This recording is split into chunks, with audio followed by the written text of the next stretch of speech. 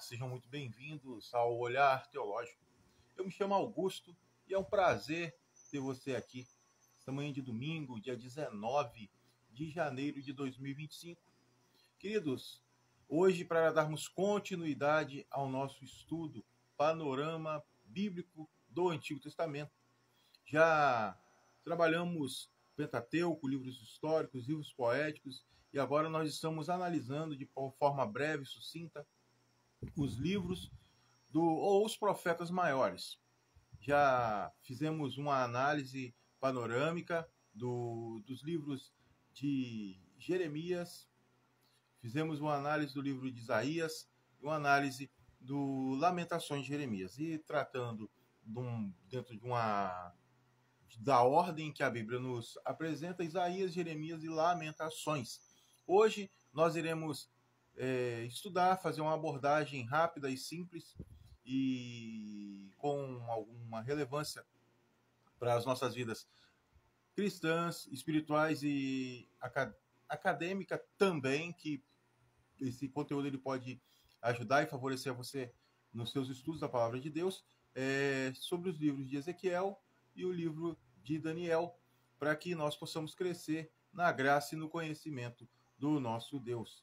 Iremos trazer algumas informações sobre esses dois livros para que o nosso estudo ele ande mais uma vez até chegarmos no final, os profetas menores, e assim terminarmos essa análise dos livros do Antigo Testamento ou o panorama do Antigo Testamento. Como já foi falado também por mim, indicações de livros, o Manual Bíblico do MacArthur, um excelente livro, Panorama do Antigo Testamento, revista da Cristã Evangélica, material muito bom, material que ajuda muito no estudo da Palavra de Deus. A Essência do Antigo Testamento também é um livro muito relevante. Foco e Desenvolvimento do Antigo e do Novo Testamento também são livros importantíssimos de termos nas nossas estantes ou no nosso armário, na nossa biblioteca, para que nós possamos crescer e aprender mais da Palavra de Deus. E sem mais delongas, já gostaria de começar a nossa análise, o nosso estudo sobre os dois últimos livros que iremos estudar, o livro de Ezequiel e o livro de Daniel. Faremos algumas aplicações, ou traremos algumas aplicações e implicações dos livros e trataremos daquilo que seja possível dentro de um contexto de um vídeo, de uma live aqui no YouTube, e com certeza será bênção para as nossas vidas. Já tratando aqui do livro de Ezequiel, o autor do livro é o próprio Ezequiel. Ezequiel ele foi sacerdote e profeta no exílio, e quando nós falamos em exílio, nós devemos pensar o exílio do sul, quando Judá ele é exilado por Babilônia, e aí Ezequiel ele também foi exilado junto com o povo, junto com a nação. O contexto a qual Ezequiel profetizou, trabalhou, exerceu sua função, exerceu seu serviço na obra, na causa de Deus, foi, como falado por mim, no exílio babilônico, no período de 593 a.C. a 571 a.C. também. Então Ezequiel, ele praticamente ele trabalhou aí 20 anos exercendo essa função profética e sacerdotal no meio dos exilados da Babilônia. Ezequiel também ele vai trazer algumas particularidades com os seus temas principais. Os seus temas principais, ou o assunto principal do livro de Ezequiel, é Ezequiel 37, que vai falar do Vale de Ossos Secos e da restauração do povo de Israel.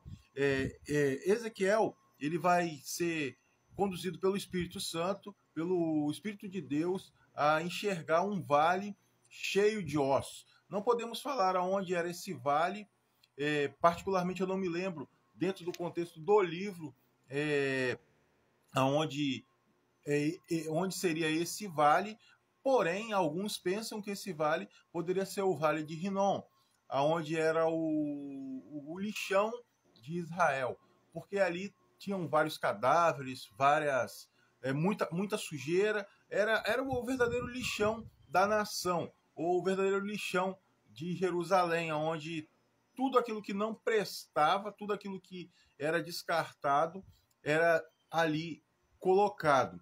E provavelmente deva ser o local da visão de Ezequiel. Eu não posso afirmar nem bater o martelo com relação a isso. Caso seja um local diferente, os irmãos podem estar colocando aí na tela, ou posteriormente farei uma pesquisa mais acurada e trarei a informação num vídeo posterior ou num comentário lá no YouTube ou aqui mesmo no Instagram. E ali nós vemos nessa visão, voltando a ela, que Deus ele vai juntar todos os ossos, colocar todos os nervos, colocar os tendões, a carne e finalmente a pele, simbolizando a restauração do povo de Israel. E também uma nova aliança, ou uma aliança renovada que Deus ele vai fazer com este povo. Um outro tema importante e relevante dentro do livro de Ezequiel, não que os demais temas ou o restante do livro não tenha a sua importância, tanto espiritual como teológica, mas esses dois tópicos aqui são temas que devemos ter em mente e estudar, e nos aprofundar para que nós possamos aprender realmente tudo aquilo que o livro tem para nos oferecer. O outro tema é Ezequiel 40, 48, que vai falar sobre a presença de Deus no templo, a presença de Deus aonde ele primariamente institui que a presença dele estaria ali no tabernáculo, e posteriormente, quando Salomão constrói o templo, e ali Deus ele passa a se fazer presente naquele templo. Mas mais à frente, depois da destruição do templo pela invasão babilônica, nós vamos ver que Zorobabel ele vai reconstruir esse templo, e a presença de Deus, mais uma vez, ela volta a se manifestar ali, até quando Deus ele vem tabernacular junto com o seu povo na pessoa de Cristo. Uma aplicação que fica para nós com relação ao livro de Ezequiel é: Deus restaura e traz vida aos que estavam mortos. Paulo ele vai falar lá em Efésios que estávamos mortos em nossos delitos e pecados. E para que nós pudéssemos ter vida e vida em Cristo, teve que haver uma ação sobrenatural da parte de Deus sobre as nossas vidas. Da mesma forma, com o povo de Israel, teve que ocorrer uma ação sobrenatural de Deus no meio desse povo, para que esse povo fosse restaurado, reconstituído, ou levado novamente à sua pátria, para que eles ali pudessem mais uma vez se tornar aquela nação, a nação a qual Deus chamou através da pessoa de Abraão. Então, nós vemos que no livro de Ezequiel, Deus ele vai restaurar a vida daqueles que estavam mortos. Nós também estávamos mortos e Deus nos restaurou. Agora, um outro livro, ou o próximo livro que nós vamos analisar de forma sucinta, volto a dizer de forma breve, para que nós ganhemos tempo e posteriormente possamos estar fazendo aí livro a livro, e quem sabe aí um livro por cada vídeo, é o livro de Daniel. Daniel ele também estava exilado em Babilônia. O exílio de Daniel provavelmente ocorreu em 605 a.C.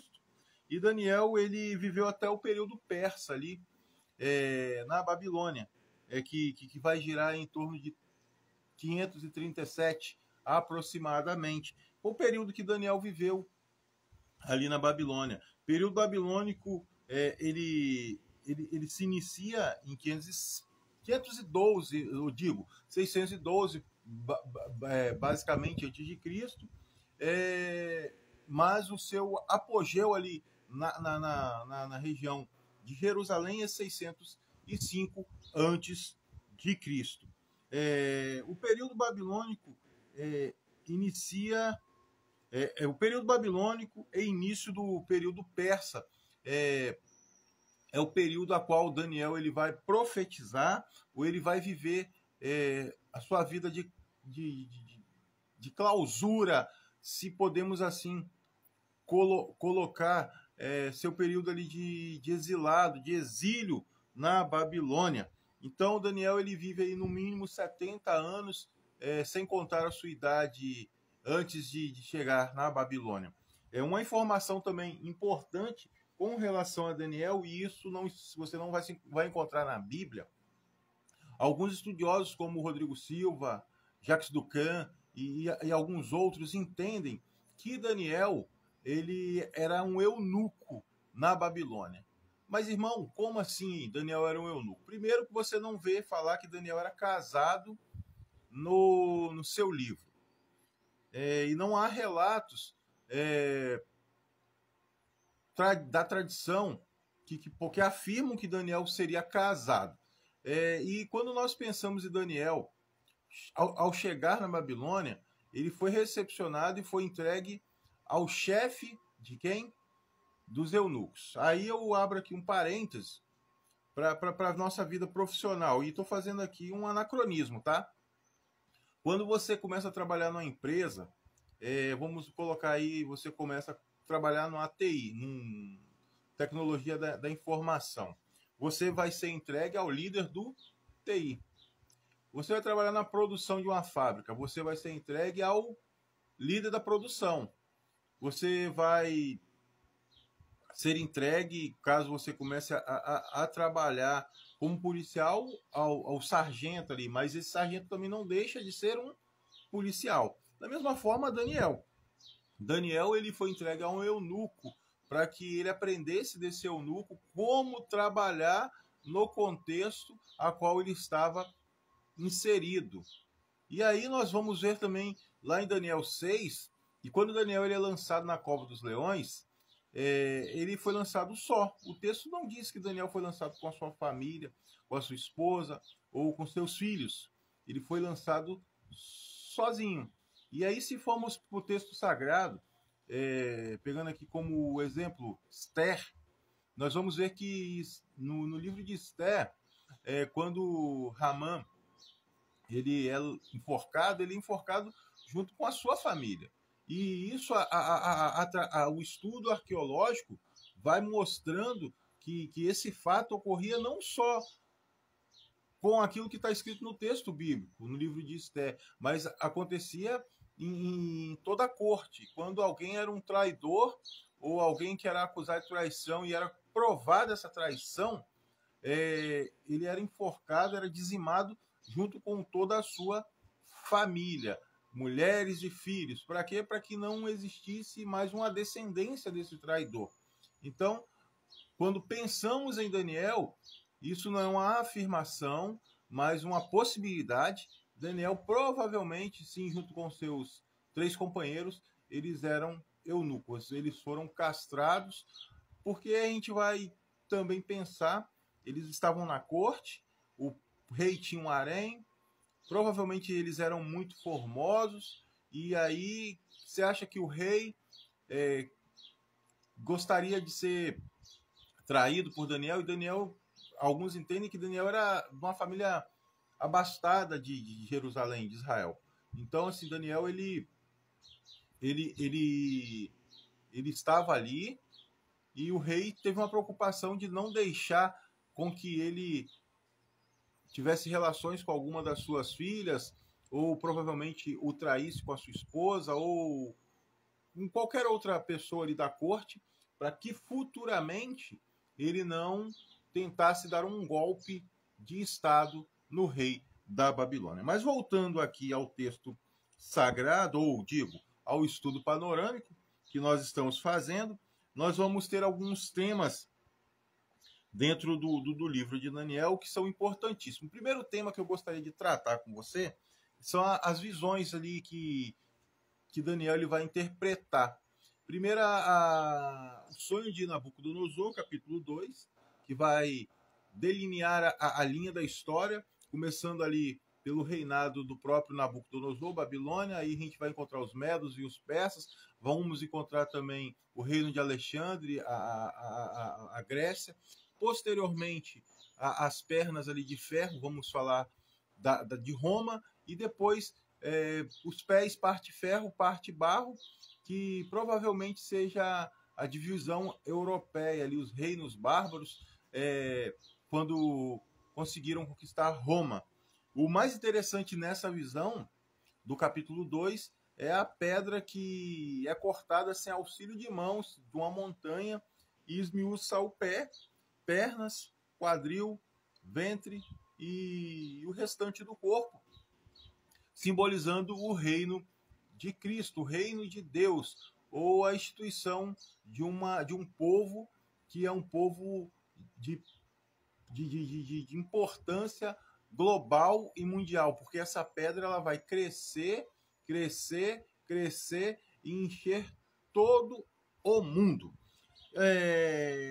E também tratando desse mesmo assunto das visões, ou da divisão da história, lá no capítulo 7, nós já não vamos ver mais uma estátua, mas sim símbolos como animais e assim sucessivamente. Um outro assunto também importante é a fidelidade de Deus nos tempos de opressão, que vão ser ali os amigos de Daniel na fornalha de fogo, e Daniel, o próprio Daniel na cova dos leões, no capítulo 6, e os amigos dele no capítulo 3 do próprio livro, mostrando a princípio ali a fidelidade dos amigos de Daniel a não se curvarem à estátua do rei, a não se curvarem a um Deus estranho, e nem entender que um homem ele pode ser ou se colocar no lugar de Deus. Capítulo 6 a gente vai saber que é uma trama de algumas pessoas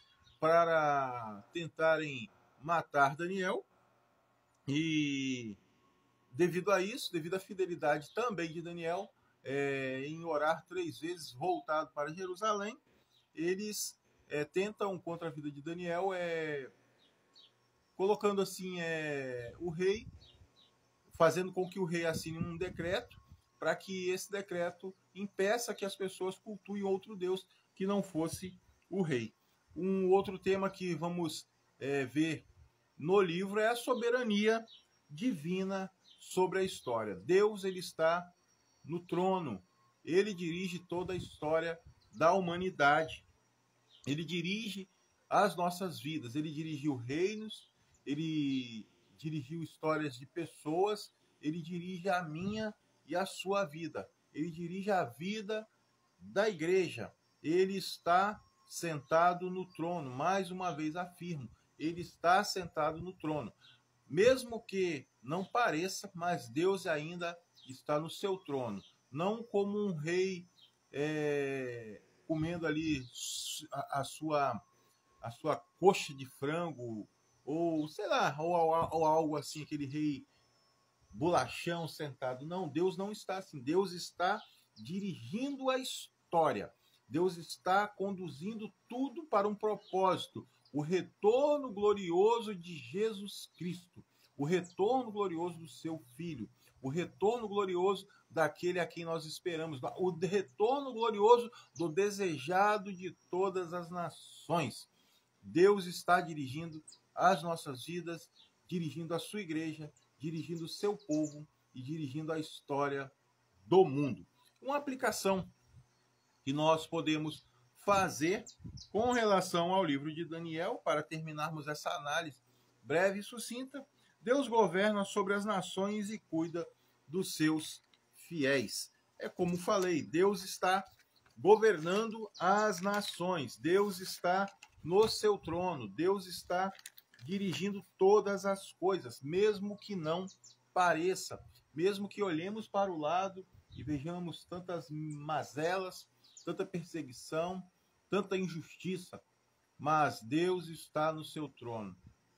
E essa injustiça que vemos é consequência das nossas próprias escolhas, é consequência do primeiro pecado, do pecado de Adão. E depois disso, todos nós temos culpa, querendo ou não, daquilo que acontece nas nossas vidas, acontece no mundo, e até que Cristo volte e restaure todas as coisas, ainda passaremos por algumas dificuldades, por algumas tribulações, por algumas mazelas, e sempre olhando firme para o autor e consumador da nossa fé, para que nós possamos ver Jesus voltar e ouvi-lo chamar os nossos nomes, para que nós possamos entrar no reino que ele já preparou desde toda a eternidade. Agora, tratando aqui de alguns pormenores do livro, ou dos livros que nós estudamos dos profetas menores, ou digo, dos profetas maiores, nós podemos ver algumas comparações de temas aqui, de assuntos que acontecem nesses livros. Uma comparação importante, é a questão do juízo e do arrependimento. Os profetas, dentro desses 5 livros, eles exortam o povo a se voltarem para Deus. A função primária do profeta era dizer o assim diz o Senhor. O assim diz o Senhor. O Senhor mandava, o Senhor se comunicava com eles através de visão, através de sonho, ou falava audivelmente, dava uma sensação, uma impressão em suas mentes, a qual eles entendiam que era uma comunicação da parte do próprio Deus, e assim anunciavam aquilo que Deus queria ou gostaria que eles proferissem para o povo. Nossos dias temos profetas. Os profetas, eles pegam a Bíblia, eles a abrem, a leem e a aplicam na vida da igreja, para que o povo de Deus, no nosso tempo, entenda o que está escrito, aquilo que Deus ele quer para as nossas vidas. Da mesma forma que Deus ele usou profetas no passado para trazer uma mensagem de arrependimento e de juízo, nos nossos dias há um povo, há uma igreja também que tem trago essa mensagem, que tem proferido essa mensagem para um povo que necessita conhecer as verdades de Deus, necessita saber que haverá um juízo sobre esse mundo, e que o povo de Deus, aqueles que não se arrependerem, receberão desse juízo, desses flagelos da parte de Deus devido à sua desobediência. Temas comuns nos profetas maiores é a restauração e a esperança. Promessas de um futuro glorioso para o povo de Deus. É aquilo que eu falei anteriormente.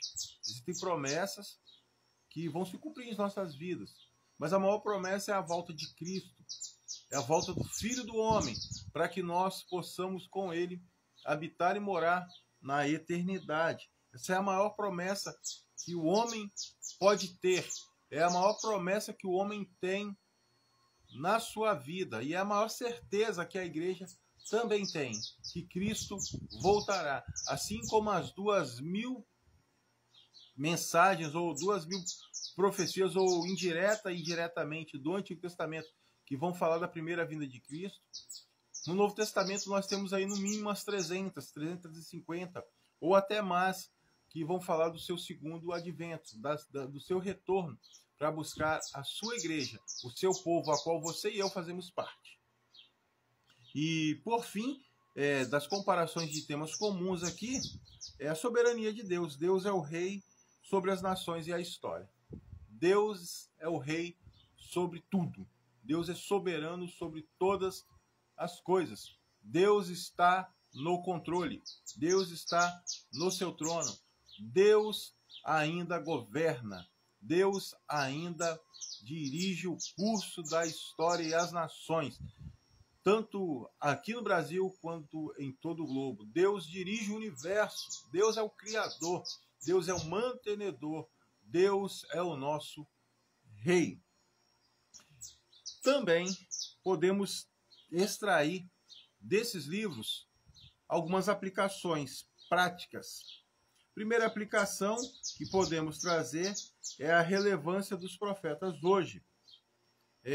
Como falei anteriormente, sobre os profetas modernos, que são os pregadores da palavra de Deus, vemos algumas relevâncias desses profetas.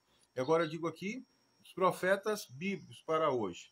Confiança na soberania de Deus em tempos de crise, devemos ter, sempre devemos ter essa confiança de que Deus, ele é soberano, mesmo em meio à crise, mesmo em tempo de crise. Passamos em um momento muito turbulento, há no mínimo 3 anos e meio, quando a Covid estava no seu auge, mas temos a certeza de que Deus ele guardou as nossas vidas. Ele esteve junto conosco nesse momento de crise. Ele tem estado junto com seu povo em outros países que têm passado perseguição, crises políticas, crises religiosas, catástrofes. Temos a certeza de que Deus ele está no controle, ele é soberano sobre tudo isso. Uma outra aplicação prática, a vida de fidelidade e santidade são chamados para você e para mim, para sermos fiéis e termos uma vida santa na presença de Deus, deixando as coisas velhas e passadas para trás e vivendo de acordo com aquilo que Deus requer e quer das nossas vidas no tempo presente, para que nós possamos ser testemunha ou testemunhas desse Deus que nos chamou e nos tirou das trevas para a sua preciosa, graciosa luz. Por fim, dentro desse tópico aqui, aplicações práticas, a esperança da restauração final em Cristo. Temos que ter essa esperança da restauração final, a restauração que acontecerá quando nossos corpos, que são corruptíveis, se revestirem de incorruptibilidade e aquilo que é mortal se revestir de imortabilidade. Quando nós formos transformados pela manifestação do Filho do Homem, que virá nas nuvens do céu para buscar uma igreja fiel, uma igreja preparada, adornada como noiva para o seu noivo. E aqui, quando eu digo igreja, eu não estou dizendo placa denominacional, porque a igreja de Cristo é muito maior que isso. Não podemos cair nessa tentação de dizer que a placa da minha denominação é a igreja de Deus. Ela contém também a igreja de Deus. Os filhos de Deus, eles estão espalhados pelos 4 cantos. Em todas as placas denominacionais existem filhos de Deus. Mas também existem aqueles que não são filhos de Deus. E isso é uma verdade que nós também devemos ter em mente. Existem filhos de Deus na Deus e Amor, nas assembleias, na presbiteriana, batistas, na adventista, nas testemunhas de Jeová.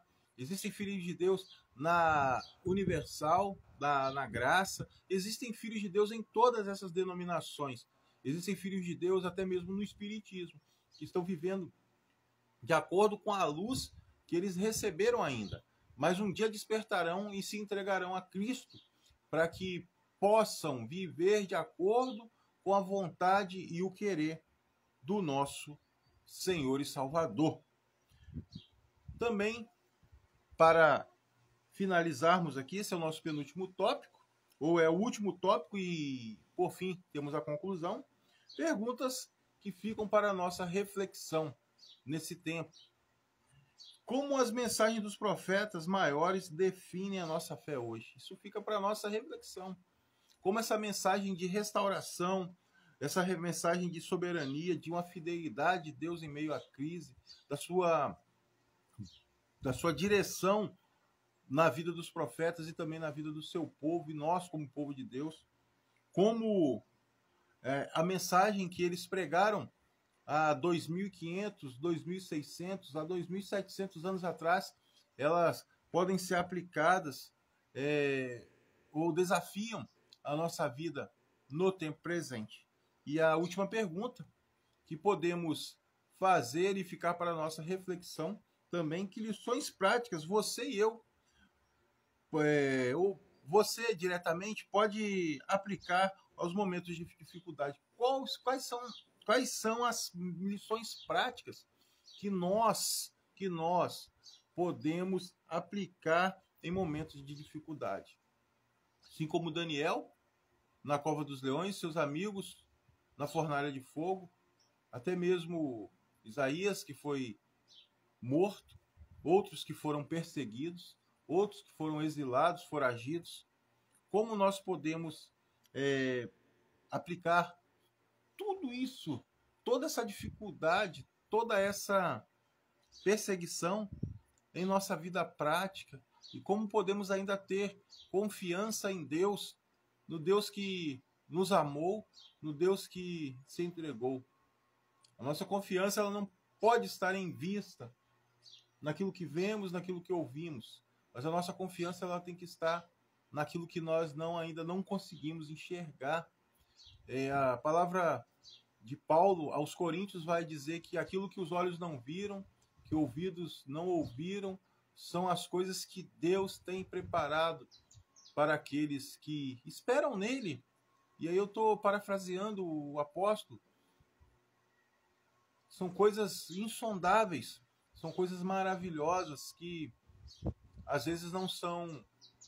Paulo falando que ele não poderia nem proferir quando ele esteve ao terceiro céu. E aí, meu irmão, isso é o que Deus tem para mim, Deus tem para você, coisas grandiosas. Talvez não vamos usufruir disso neste mundo, mas temos a certeza que iremos usufruir disso, dessas promessas, daquilo que Deus já tem preparado para nós no mundo vindouro. Quando estivermos junto com Jesus e com todos os remidos na eternidade, onde não haverá choro, nem pranto, porque toda lágrima, toda tristeza serão passadas. E os mortos, os nossos entes queridos que se foram, na esperança da breve volta de Jesus, eles renascerão ou ressuscitarão, agora não mais com seus corpos corruptíveis, mas sim com seus corpos incorruptíveis, assim como nós seremos transformados. E se passarmos pela morte, temos a certeza de que Deus ele vai nos restaurar, nos ressuscitar. Assim como ele fez com Lázaro, ele fará conosco. Se permanecermos fiéis, se permanecermos com a nossa fé inabalável, vivendo de acordo com a vontade de querer do nosso Salvador. E para concluir, temos algumas aplicações aqui para a conclusão. Os profetas maiores nos revelam um Deus santo, justo e misericordioso. Essa é a mensagem. Deus ele é justo, ele é santo, ele é misericordioso. Essa é a mensagem que os profetas maiores têm para nos, não para nos oferecer, para nos transmitir. Essa mensagem também que você e eu devemos transmitir para um mundo em trevas. Que existe um Deus santo, justo, porém misericordioso. Uma outra aplicação para a nossa conclusão. Sua mensagem é um chamado à fé e obediência, mesmo em tempo de adversidade. Essa é a mensagem também que nós devemos colocar em prática. Devemos ter fé, obediência, mesmo nos momentos de dificuldade, de adversidade que passamos todos os dias na nossa vida. Devemos estar com os nossos olhos voltados para o Senhor, em obediência e em fé. E para a conclusão, que possamos viver à luz das promessas de Deus com a certeza de que Ele é fiel. Deus é fiel, mesmo que sejamos infiéis. Que nós possamos viver para a glória, para o louvor e para a honra do nome do nosso Deus. Que Deus abençoe sua vida, que Deus te dê um dia de paz, um dia de salvação, um dia de vitória. E que você, ao ouvir, ao estudar aí os profetas maiores posteriormente, você possa entender a mensagem a qual eles têm para os nossos dias e para as nossas vidas. Fiquem todos na paz. Até o próximo estudo.